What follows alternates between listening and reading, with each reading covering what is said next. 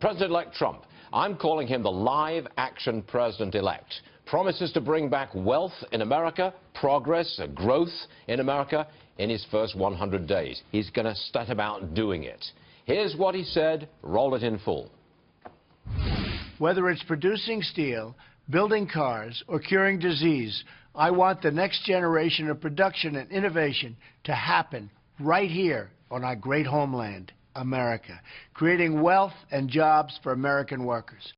Okay, that wasn't in full, but there was a chunk of it. Steve Moore joins us now, Trump economic advisor, still with us. Now, there was no mention in that 2.5-minute YouTube video, no mention of tax cuts. You know I was going to come after you for this. I did. I take it it's going to happen down the road? I knew you were going to hit me on this, Stuart. Well, look, the things that he outlined are the kinds of things you can do literally in the first month in office. Some of those things on the regulations you can do literally in the first hours in office. I view the tax plan as something we could probably get done in the first 100 to 150 days, especially the business tax cut, which is, it's just so ripe. And look, there were a lot of other things that he could have added to that list, but tax cuts, and I don't think he mentioned, did he mention Obamacare? I don't think that he did. No, he did not. No, because you need Congress for that. I mean, exactly. You can't cut taxes and repeal Obamacare without going through Congress. So, yeah, but is he going to do what Ronald Reagan did? As I recall, when Ronald Reagan walked into the White House, January of 1981, as it was, first thing he did, he goes down to his ranch in California, and a big ceremony, he signs the tax cut bill. He's got everybody on his side, and he signs it. Are we going to get something similar?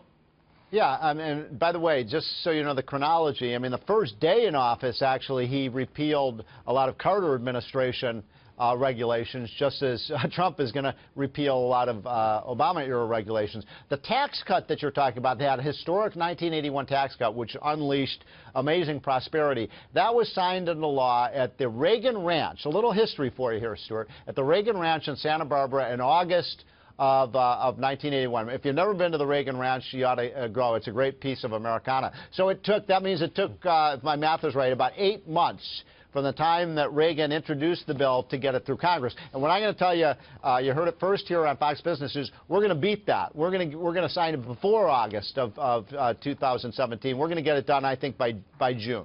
You are now working, I take it, with Paul Ryan and the House on the actual plan itself and how this thing is going to work out. You're involved in this?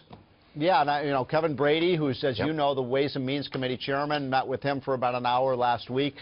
We're on I think, completely the same page in terms of, first of all, their plan is very similar to the one that Donald Trump is promoting. So the differences there can be ironed out literally in 2 or 3 days. I think you get this. Here's the chronology, Stuart.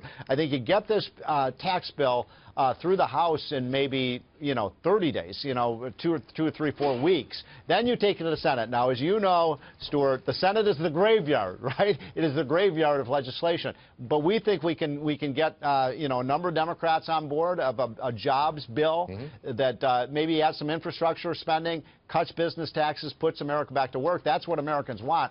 So again, you heard it first, June. Okay, write this down in your calendar. June of 2017 is, I believe, when he's going to sign that into law. The one more thing that I want. Biggest tax cut since Ronald Reagan. One more thing that I request. Yes. I want it backdated to January the 1st of 2017. Well, that's a good point. Retroactive. I think what normally happens in those situations, you make it retroactive to when the bill is actually introduced in Congress. So that would probably be middle of January, early February. So we're pretty close. I can live with that. I'd like January the 1st, but I can live with what you got. And by the way, that's important, Stuart, because if you make it retroactive, then the economic activity starts right away. Exactly. Right? Exactly. You got it. Yeah. Okay, you got an A in economics today. Well done, Stuart. Thank you very much indeed, Steve. This is great stuff. All right, you can come again. We'll see you soon, Steve. Thank you very much.